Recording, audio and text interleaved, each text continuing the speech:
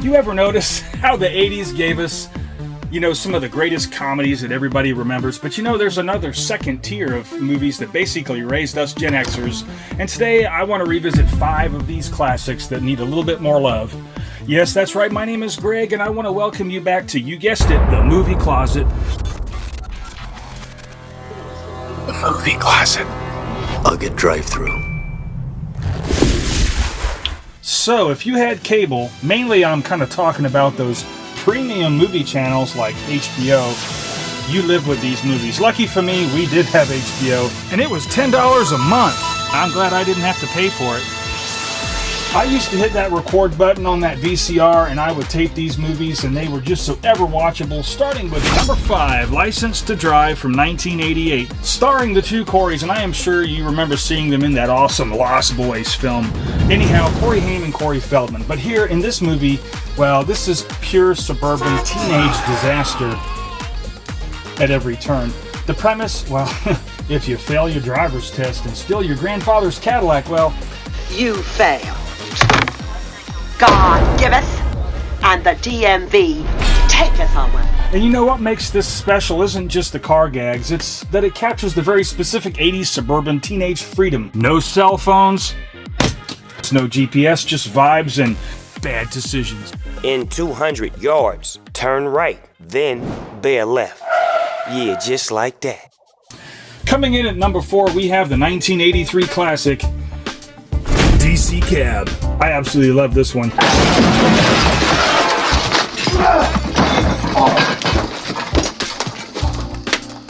Sorry, ma'am. Wrong house. This was directed by Joel Schumacher before he directed those 2 Batman films, and one as well, we're talking bad Batman days. Anyway, this is a wild ensemble comedy about misfit cab drivers in Washington, D.C., with some great faces like Gary Busey.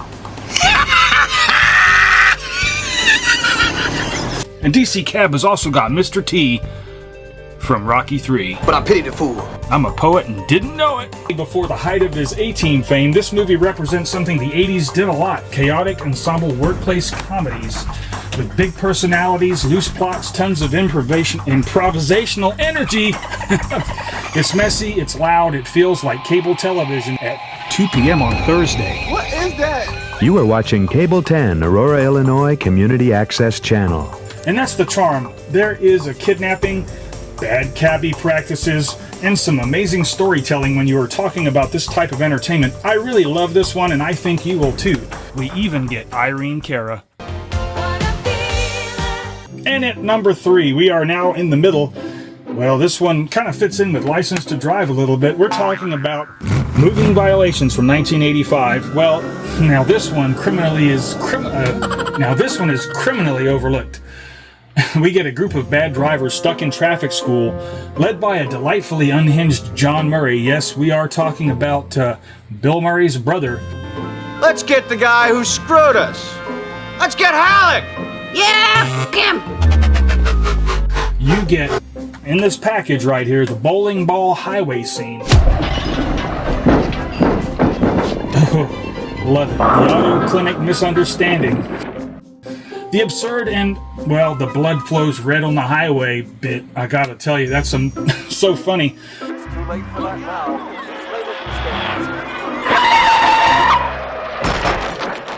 It's pure escalating nonsense, and here's why this one really matters to me. This was part of the post-Police Academy comedy wave. Well, I hope this was as much fun for you as it was for me.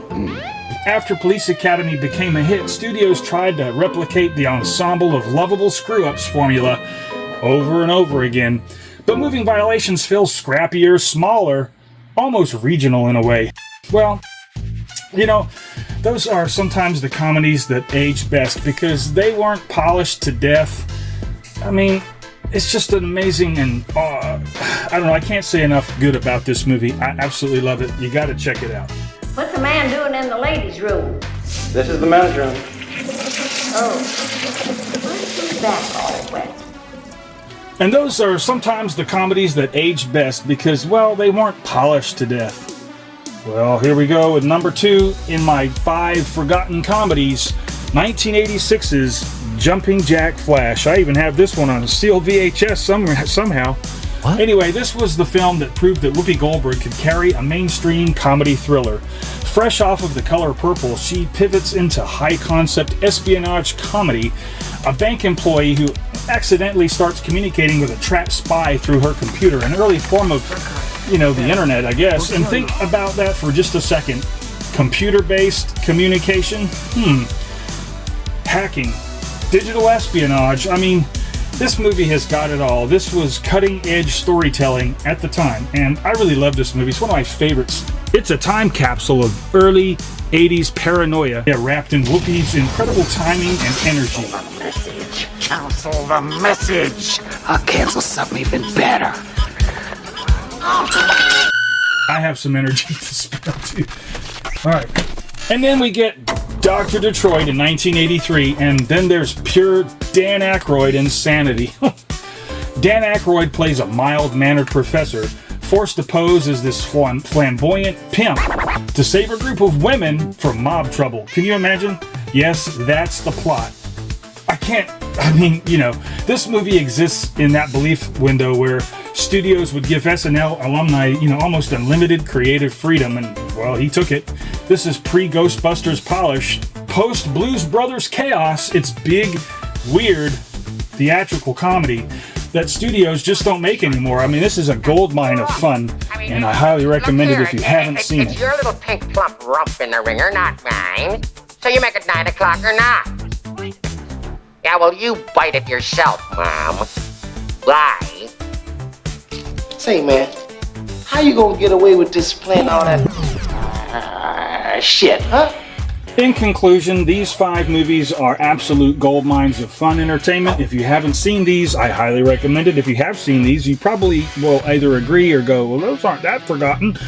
But they seem to be. Anyhow, my name is Greg, and I want to say thank you for joining me again for another little dive into the movie closet. Actually, you know what? I'm going to watch all of these, and then I'll put them away. I'll see you then.